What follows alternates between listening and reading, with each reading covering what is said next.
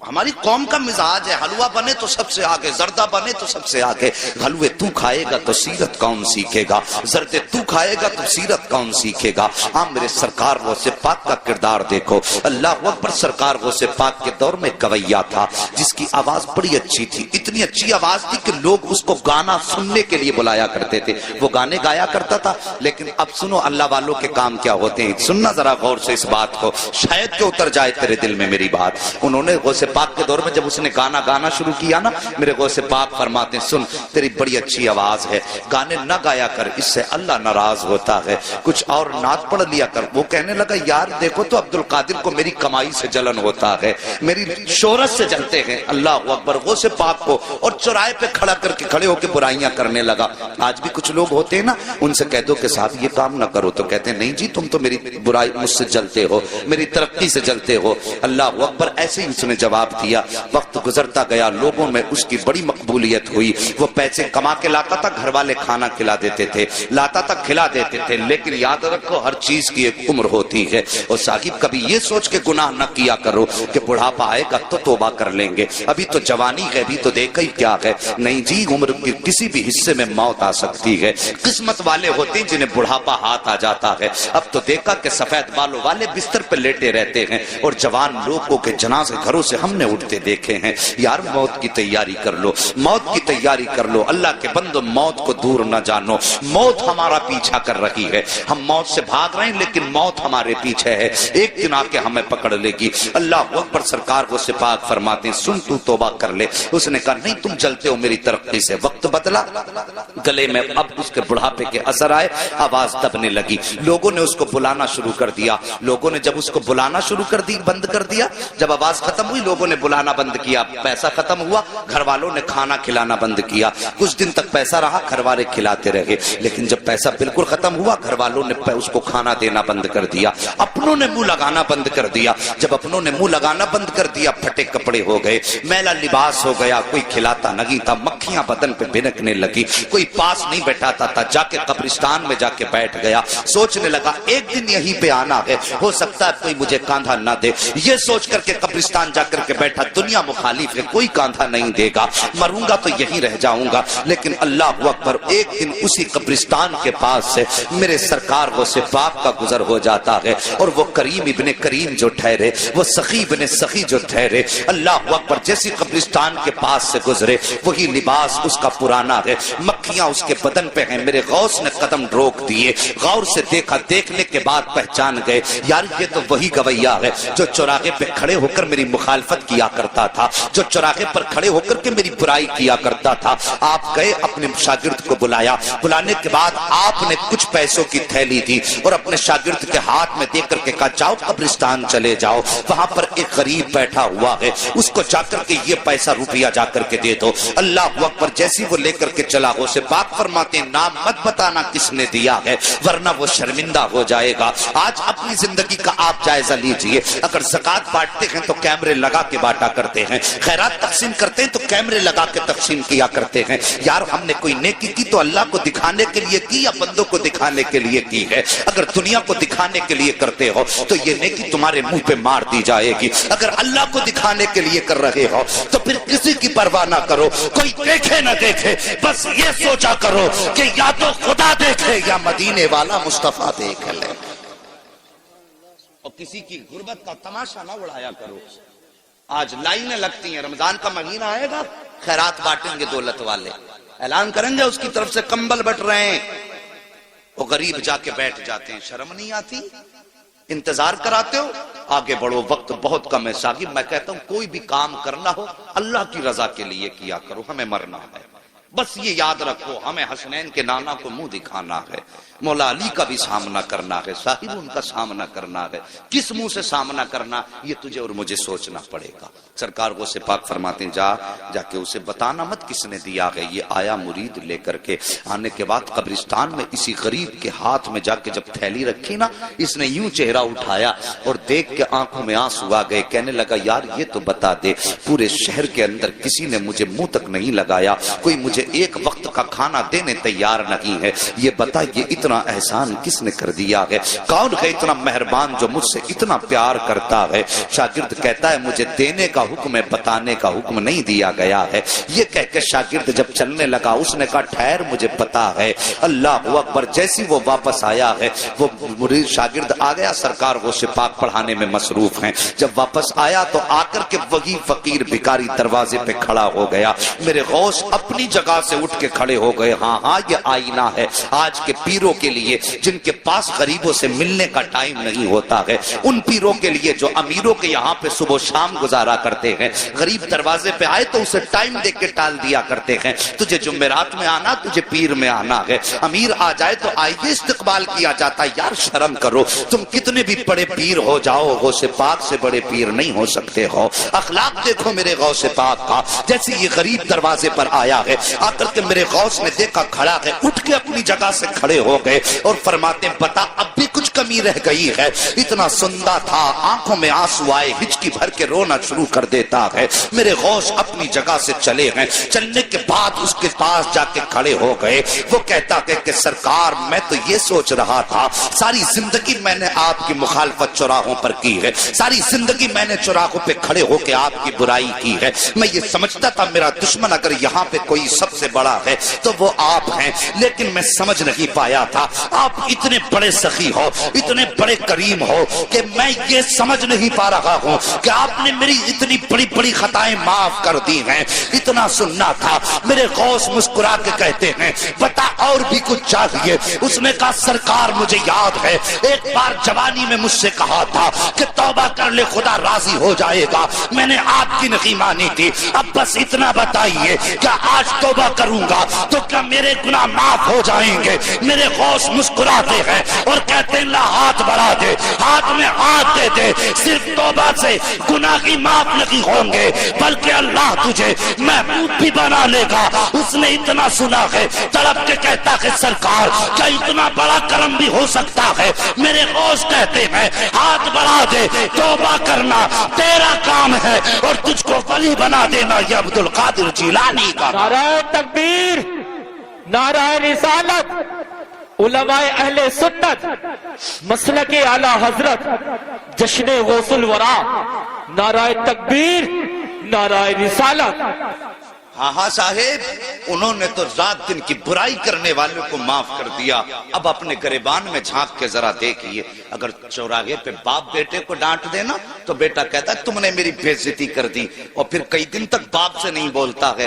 ہم نے تو بھائیوں کے بیچ ایسی دیواریں دیکھی ہیں یار، بھائی بھائی ہوتا ہے۔ اللہ کی قسم بھائی وہ نعمت ہے جس دن یہ چلا جائے گا نا اس دن اس کی قدر معلوم ہوگی۔ اور تمہیں پتا کیا کہ بھائی کیا ہوتا ہے؟ اگر بھائی کی قدر جاننی ہے تو کوئی پوچھے میرے حسین سے کربلا کے میدان میں جب غازی عباس کی شہادت ہوئی تھی، میرے حسین نے یوں ہاتھ رکھ کے کہا تھا آج حسین کی کمر ٹوٹ گئی ہے اور تجھے بھائی کی طاقت کا اندازہ نہیں ہے۔ آج بھائی بھائی کے خلاف کھڑا ہوا ہے۔ صاحب کب تک لڑو گے، کب تک لڑتے رہو گے؟ ہم نے تو اپنوں کو معاف کرنا نہیں سیکھا، انہوں نے تو دشمنوں کو بھی سینے سے لگایا ہے۔ پھر کیسے کہتے ہو غوث کا دامن نہیں چھوڑیں گے؟ اللہ اکبر۔ ہم نے یہاں تک دیکھا ہے حضرت جی، یہاں تک دیکھا ہے کہ بھائی بھائیوں کے اختلاف اتنے بڑھ جاتے ہیں کہ گھر کے اندر فنکشن ہوتا، ایک بھائی کے گھر میں فنکشن ہے، دوسرا بھائی دروازہ بند کر کے بیٹھا ہے۔ بھائی کے بچے پوچھ کے کہتے ہیں ابا بتائیے کیا چچا ہمیں منانے کے لیے آئیں گے؟ باپ کے بچے منہ زبان پہ ان بچوں کے لیے کوئی جواب نہیں ہوتا ہے۔ وہ سوچتا ہے ہاں کہتا ہوں اور بھائی نہ آیا تو بچوں کو کیا منہ دکھاؤں گا، اور اگر نہ کہتا ہوں تو بھائی بچے کہیں گے ابا جی آپ کے دل میں کوئی کمی ہے۔ مگر جب باپ پوچھتا، بچے پوچھتے ہیں بھائی آئے گا تو باپ ٹال دیا کرتا ہے۔ اور یار تمہارے بچے جب خوشیاں مناتے ہیں، تمہارے بھائی بھائیوں کی ناراضی کا نتیجہ یہ ہوتا ہے کہ تمہارے دروازے پر ایک کتا بھی چوڑے چمار بھی کھا کے چلے جاتے ہیں۔ اگر تمہارے دروازے پہ نہیں آیا تو اپنا بھائی نہیں آیا ہے۔ تم نے گاؤں کے پردھان کو منانے کے لیے، اپنے گھر لانے کے لیے اپنے پیر کی جوتیاں تک توڑ ڈالی ہیں۔ اگر نہیں پہنچے ہو تو بھائی کے دروازے تک نہیں پہنچے ہو، ایک بار اس کے دروازے پہ اگر چلے جاتے اور جا کے اتنا کہہ دیتے بھائی مجھ سے غلطی ہو گئی ہے، اللہ کی قسم کھا کے کہتا ہوں جہاں یہ دنیا کے دولت والے تم سے 70 چکر لگواتے ہیں، یہ تیرا اپنا بھائی ہے۔ ایک بار دروازہ تو کھٹکھٹا کے دیکھ لیتا، اور تو نے کتنی بھی بڑی اس بھائی کے خلاف سازش کی تھی، ایک بار اتنا کہہ دیتا کہ بھائی خطا ہو گئی ہے، پھر اس کی آنکھوں میں دیکھتا ماں کی ممتا بھی نظر آتی، باپ کی شفقتیں بھی دکھائی دیتی، خاندان کی محبتیں بھی دکھائی دیتی، اور خون کا ابال بھی دکھائی دیتا۔ وہ کہتا یار چھوڑ دے، جب تو دروازے پہ آ گیا ہے میں نے تجھے معاف کر دیا ہے، تم مجھے معاف کر دے۔ جب تمہاری یہ ملاقات ہوتی تم مدینے سے صدا آتی، اور دونوں بھائیوں ایک دوسرے کو معاف کر کے تم نے مجھے خوش کر دیا ہے۔ جب یہ مدینے والا کہتا تو رب فرما دیتا جب تم نے مصطفیٰ کو خوش کر دیا کہ میں نے تم کو معافی کا پروانہ عطا فرما دیا۔ ہاں ہمیں تو جنت بھی اگر چاہیے، یا رسول اللہ زندہ آباد، ہمیں تو زندہ آباد، زندہ آباد۔ ہمیں تو جنت بھی وہ چاہیے جو مولوی 100 روپے لے کے جنت بانٹ کے چلا جائے۔ جنت کے مولوی کے باپ کی ہے؟ مجھے نہیں آتا یہ کہنا کہ ایک رات جلسہ کرا تو جنتی ہو جاؤ گے۔ ہاں ہاں وہ بات اپنی جگہ صحیح ہے، کوئی ایک نیکی اگر کام آ گئی تو بخشش کے لیے کافی ہو جائے گی، لیکن ٹھیکہ نہیں، گارنٹی نہیں۔ یہ بات یاد رکھنا کہ زندگی میں ایک جلسہ ہو اس میں آ کے سن لی اور پورے سال خرافاتیں کرتے رہے، پھر ایسے جلسوں کا نتیجہ کیا؟ آج آ کے بیٹھے کچھ حاصل کر کے جاؤ۔ میرے غوث نے تو دشمن کو بھی معاف کر دیا، پھر ہم اپنے بھائی کو معاف کرنے کی ہمت کیوں نہیں رکھتے؟ اور سوچو ذرا، دل پہ ہاتھ رکھ کے سوچو، جب میرے نبی کے پتھر مارے نا ظالموں نے تو صحابہ کہتے تھے آقا اب تو پانی سر سے اوپر ہو گیا ہے، اب بد دعا کر ہی دیجئے۔ نبوت والے ہاتھ اٹھے، صحابہ کہتے ہیں ہم سوچنے لگے، ہم آقا کے چہرے پہ نگاہیں جم گئیں، آج نبی بد دعا کریں گے وہ کفر ہمیشہ کے لیے ختم ہو جائے۔ صحابہ فرماتے ہم نے دیکھا نبوت والے وہ ہونٹ ہلے جن کے بارے میں میرے امام نے مسکرا کے کہا پتلی پتلی گلے قدس کی پتیاں، ان لبوں کی نزاکت پہ لاکھوں سلام۔ صحابہ فرماتے جب وہ ہونٹ کھلے نا ہم حیرت میں رہ گئے، نبی نے بد دعا نہیں کی بلکہ جملہ نکلا اللہ یہ مجھے پہچانتے نہیں تو ان کو میری پہچان عطا فرما دے۔ اللہ اکبر، یہ دیکھو یہ نبی ہیں، ہم نے اس نبی کا کلمہ پڑھا ہے جس نے دشمن کو سینے سے لگایا، اور پھر ہم کس کھیت کی مولی ہیں؟ میرے نبی نے یہی تو دین دیا تھا، معاف کرنے والا بدلہ لینے والے سے زیادہ طاقتور ہوتا ہے۔ اگر تم سے کسی کا دل ٹوٹا ہے تو یار اپنی انا مٹی میں ملا دو، بس صرف مصطفیٰ کی رضا کے لیے۔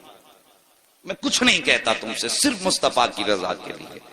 اور صبح کو جا کے دروازہ کھٹکھٹا دو، اگر وہ یہ بھی کہے ذلیل تجھے شرم نہیں آئی، اتنا بے غیرت پھر بھی چلایا دروازے پہ، تو منہ نہ بگاڑنا، مسکرا کے کہنا یار میں تیرے لیے نہیں آیا، میں تو مدینے والے مصطفیٰ کے لیے آیا۔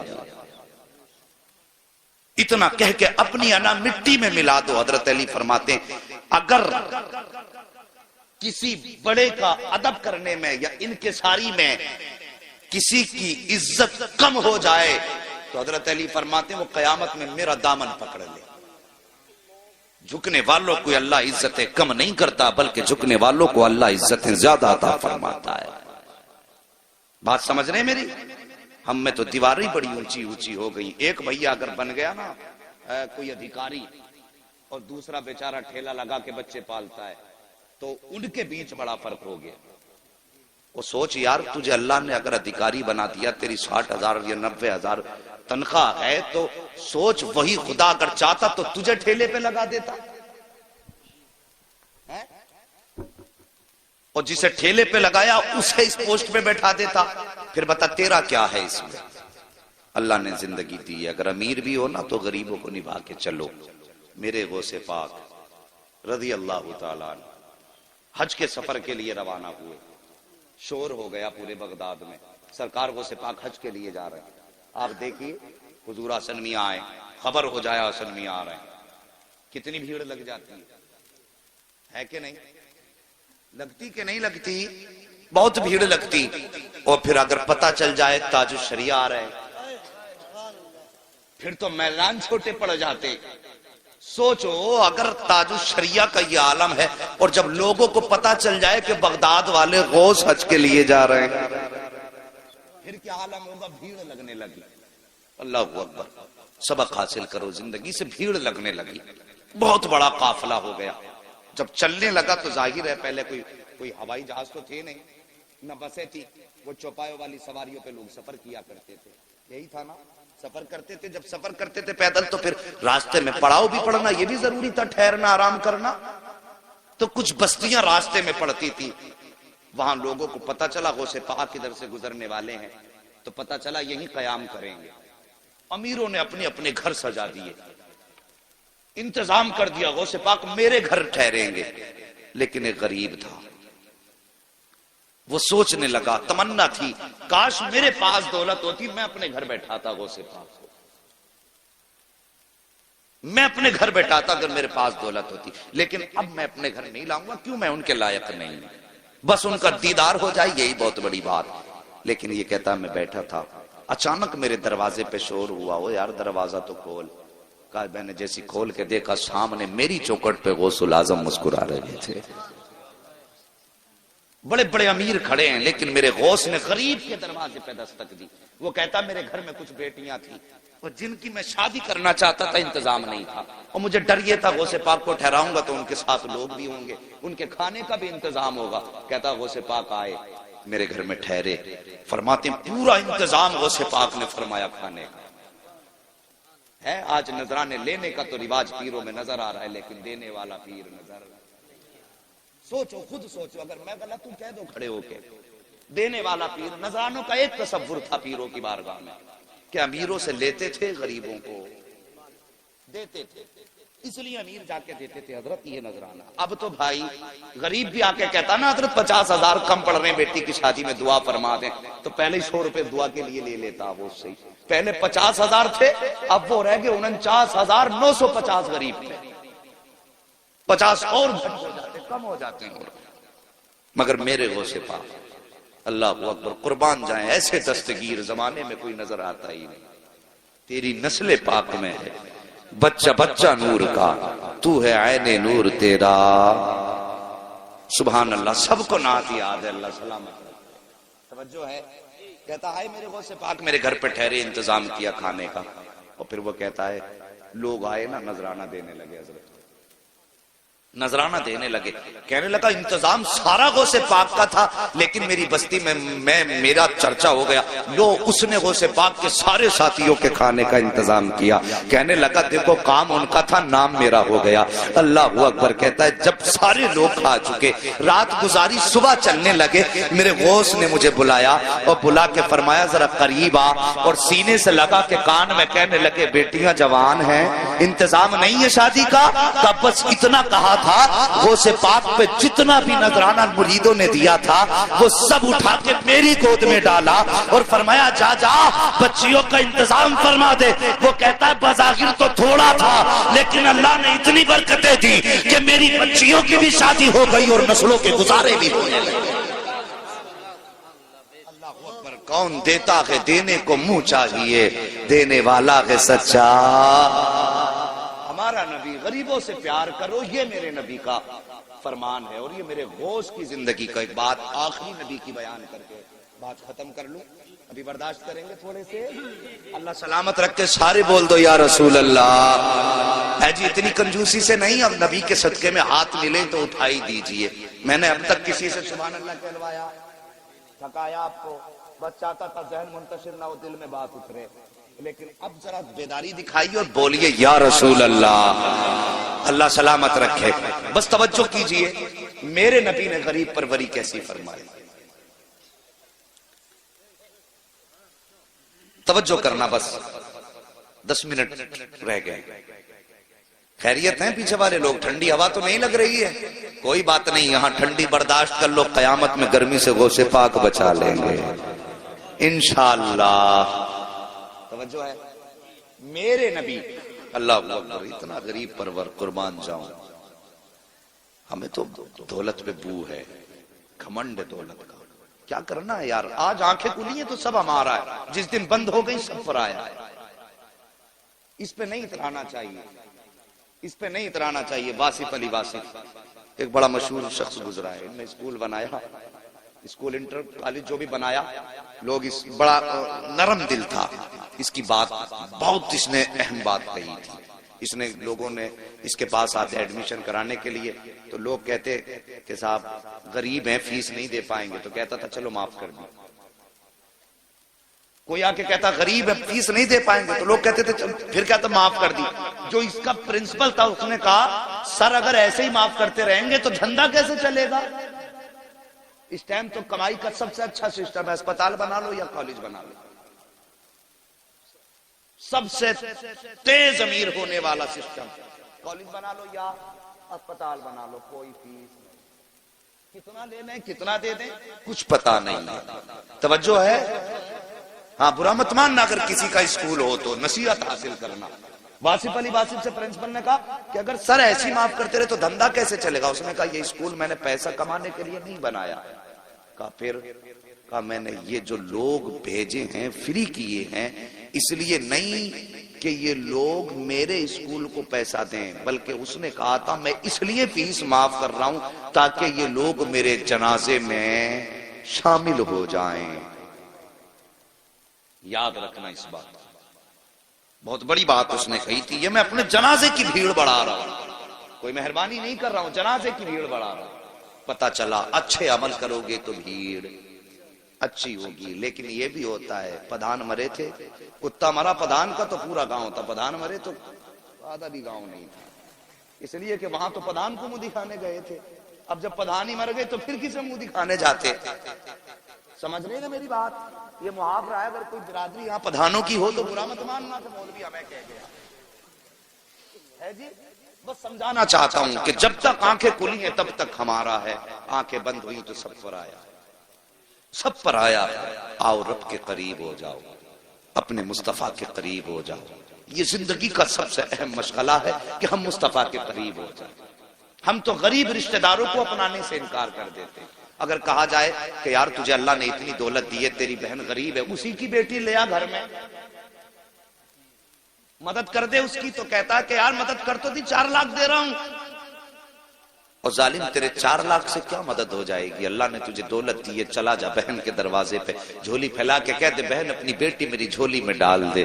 اللہ کی قسم کھا کے کہتا ہوں خالی ہاتھ بہن کی بیٹی بھی آ کے لائے گا، میں یہ نہیں جانتا دنیا کیا کہے گی، تیرے برادری والے کیا کہیں گے، گاؤں والے کیا کہیں گے، یہ کچھ بھی کہیں، لیکن خدا کی قسم تو گھر بعد میں آئے گا، مدینے والے کا سلام تیرے نام پہلے آ چکا ہے. یہ کیا کرو. ہم تو غریبوں کو اپناتے ہی نہیں. فتح مکہ ہوا، میرے نبی مکہ شریف میں تشریف لائے. توجہ ہے؟ مکہ میں تشریف لائے. حضرت ام ہانی میرے نبی کی چچا زاد بہن، حضرت علی کی سگی بہن، حضرت ام سارے بولو ام ہانی، جن کے گھر سے نبی معراج میں گئے. آقا کریم ہجرت سے پہلے انہی کے گھر آ کے بستر پہ لیٹ جایا کرتے تھے. پسینہ آتا تھا نا تو حضرت ام ہانی بوتل میں بھرتی تھی، شیشیوں میں. بچے کہتے تھے امی کیا کر رہی ہو؟ بچے کہتے تھے پوچھا کرتے تھے کیا ہے یہ؟ کہا مصطفیٰ کے بدن کی خوشبو اکٹھا کر رہے ہیں. اللہ اکبر. ان کے ہاں مصطفیٰ بیٹھا کرتے تھے. ہجرت کر گئے، شوہر نے چھوڑ دیا، یہ مکے میں رہ گئی. میرے نبی ہجرت کر کے مدینہ چلے. فتح مکہ ہوا، ہزاروں کی تعداد میں آج لشکر مصطفیٰ کے ساتھ. جب مکے میں سرکار داخل ہوئے نا تو سر اتنا جھکا تھا کہ آپ کی پیشانی اونٹ کی کوہان پر لگ رہی تھی. اتنا سر جھکا تھا. ہمیں تو گھمنڈ اتنا آ جاتا ہے، ذرا سی منبریا کیا بن گئی، پوری دنیا کو سر پہ لیے گھوم رہے تھے. ہاں پوری دنیا کا بادشاہ میرا نبی ہے، پوری کائنات کا مالک میرا نبی ہے. اور فتح مکہ ہوا کہ ہزاروں کا لشکر پیچھے ہے. ام ہانی کے بچے توڑ کے آئے. ماں آج وہ آیا ہے جس کے تو قصے سناتی ہے، ماں آج وہ آیا ہے جس کے تو چہرے کی تعریف کرتے نہیں تھکتی ہے، ماں آج وہ مکے میں آیا ہے جسے تو بھائی کہتی ہے. اتنا حضرت ام ہانی نے سنا. کہا کیا تو سچ کہہ رہا ہے؟ کہا ہاں ماں، میں نے دیکھا ہے وہی نورانی چہرہ ہے، جو ادائیں تو نے بتائی ہیں زلفیں بھی ویسی ہیں، آنکھیں بھی اتنی حسین جتنی تو نے بتائی ہیں. اے ماں اتنا پتا آج وہ بڑی شان کے ساتھ واپس آیا ہے. تو ایک غریب بہن ہے, کیا وہ آج تیرے دروازے آئے گا کہ نہیں آئے گا؟ اللہ اکبر. اتنا ام ہانی نے سنا, کہتی ہے میرا کلیجہ تھک سے ہو گیا, اپنے بچوں سے کیسے کہوں کہ وہ آئے گا کہ نہیں آئے گا. کہتی لیکن بچوں نے اصرار کیا, میں نے دل کو سنبھال کے کہا ہاں بیٹے وہ ضرور آئے گا. کہتی میں نے بچوں سے کہہ تو دیا تھا, لیکن میرے دل میں دھک دھک تھی, کہیں ایسا نہ ہو وہ نہ آئے تو بچوں کو کیا جواب دوں گی. ام ہانی کہتی ابھی اسی شش و پنج میں تھی کہ بچے کہہ رہے تھے ماں وہ کب آئیں گے, ماں وہ کب آئیں گے. کہا فرماتی ہے اچانک میرے دروازے پہ دستک ہوئی, میں نے پوچھا کون؟ کہا محمد الرسول اللہ آیا ہے. اللہ اکبر. اتنا سنا حضرت ام ہانی کہتی ہیں میں تو دروازے پہ بعد میں گئی, بچوں نے چھلانگ لگائی, مجھ سے پہلے دروازے پہ تھے. جیسی دروازہ کھولا تو سامنے وہی چہرہ تھا جس کی تعریف قرآن بیان کر رہا ہے, سامنے وہی چہرہ تھا جس کو دیکھ کر کے پتھر کلمہ پڑھنے لگ جاتے ہیں. اللہ اکبر. ام ہانی کہتی ہیں میں نے سرکار کا چہرہ دیکھا, سرکار تشریف لائے ہیں. تمہیں کیا لگتا ہے کہ مکے میں امیر نہ تھے؟ بڑے بڑے دولت والے تھے, بڑے بڑے امیر مکے میں موجود تھے, لیکن میرے نبی سب سے پہلے غریب بہن کی دہلیز پہ آئے ہیں. اللہ اکبر. میرے سرکار آئے ہیں. ام ہانی کے گھر تشریف لائے, آتے ہی سب سے پہلے جملہ ارشاد فرمایا اے بہن مجھے بھوک لگی ہے, جلدی سے کچھ کھانے کے لیے ہو تو لے کر کے آؤ. اللہ اکبر. آج امیر اپنی گردن اپنے گریبان میں جھانک کے دیکھیں, غریب رشتہ داروں کے یہاں بچوں کو لے کے جاتے ہیں تو چادر کو تین تین بار جھاڑتے ہیں, دکھاتے میں بڑا دولت والا ہوں, میں ایسی چادر پر بیٹھتا ہوں جس پہ مکھی بھی نہیں بیٹھا کرتی ہے. بچوں سے کہتے نہیں بیٹے چھچی ہے اس برتن میں مت کھانا, یہ گندا ہے, یہ مکھیاں بیٹھی ہیں, تجھے حیا نہیں آتی, تجھے شرم نہیں آتی, تجھے پتہ نہیں ہے. تو نے بہن کے گھر پہ بچھی ہوئی چادر جب اپنے کپڑے سے جھاڑی ہے تو بظاہر تو نے اپنی شان دکھائی ہے, لیکن بستر پہ لگنے والا کپڑا صرف بستر پہ نہیں لگا بلکہ بہن کے کلیجے پہ لا کے بار بار لگا ہے. بہن کا بستر اس لیے جھاڑا جا رہا ہے کیونکہ وہ گندا ہے. آپ تجھے بتاؤں بہن چیز کیا ہوتی ہے. میرے نبی حضرت ام ہانی کے گھر آئے ہیں. اللہ اکبر. کائنات کا بادشاہ ہے میرا نبی, سارے جہان کا مالک ہے میرا نبی. اللہ اکبر. 18,000 عالموں کا مالک میرا نبی ہے. ام ہانی کے گھر پہ آ کے کہتے ہیں بہن بھوک لگی ہے, اور سنو کوئی بستر تلاش نہیں کیا تھا بلکہ ٹوٹی چٹائی پہ بیٹھ جاتے ہیں. کہتے ام ہانی کچھ ہو تو لاؤ. اللہ اکبر. غربت کا عالم ام ہانی کے گھر میں ہے, گھر کے اندر کوئی کھانے کا سامان نہ تھا. حضرت ام ہانی بظاہر کچن میں گئی اور جا کر کے چھپ کے کھڑی ہو گئی, سوچنے لگی میرے مالک اب میں کیا کھانے کے لیے پیش کروں, بنانے کے لیے کچھ بھی نہیں ہے, مگر میرا نبی جو دلوں کے حال جانتا ہے. ارے یار دل کیا چیز ہے, نبی تو وہ ہے کہ اور کوئی غیب کیا, تم سے نہا ہو بھلا جب نہ خدا ہی چھپا, تم پہ کروڑوں درود. اللہ اکبر. دل کا حال جانا بہن کا. آقا فرماتے ام ہانی کچھ بنانے کی کوشش نہ کرنا, جو رکھا ہو وہی لے کے آ جاؤ. اتنا سنا ام ہانی کے دل میں دل آیا. کہتی ہیں ایک چوکا ٹکڑا تھا روٹی کا جو سوکھا ہوا تھا, تھوڑا سرکہ رکھا ہوا تھا, میں نے پیالی میں لیا, مصطفیٰ کی بارگاہ میں حاضر ہوئی, میرے نبی نے سامنے رکھا اور اس ٹوٹے ہوئے سوکھے ٹکڑے کو سرکے میں بھگویا اور بھگونے کے بعد منہ میں رکھا. ام ہانی کہتی ہے میں نے مصطفیٰ کا چہرہ دیکھا, چبانے میں تکلیف تو ہو رہی تھی لیکن نبوت کی پیشانی پہ کوئی شکن نہیں تھی. سرکار چباتے جا رہے تھے, مسکراتے جا رہے تھے. یہ نہیں کہا تھا بہن یہ سخت زیادہ ہے, یہ نہیں کہا تھا بہن حلق سے نہیں اتر رہا ہے. ام ہانی کہتی ہے میں محسوس کر رہی تھی کہ اس کو چبانے میں بھی مصطفیٰ کو تکلیف ہو رہی ہے, حلق سے اتارنے میں بھی تکلیف ہو رہی ہے, لیکن میرے نبی مسکرا رہے ہیں. ام ہانی کہتی ہیں بڑی مشکل سے میرے سرکار نے وہ لقمے حلق کے نیچے اتارے, اور اتارنے کے بعد یہ نہیں کہا تھا تو نے کیا کھلایا ہے, یہ کیا آگے رکھ دیا, بلکہ مسکرا کے کہتے ہیں ام ہانی تجھے کیا بتاؤں آج کون سی لذت تیرے کھانے میں آئی ہے. کہتے ام ہانی جو برسوں پہلے تیرے دسترخوان پہ لذت آئی تھی, آج برسوں کے بعد محمد کو وہ تیرے دسترخوان پہ اللہ نے لذت عطا فرمائی.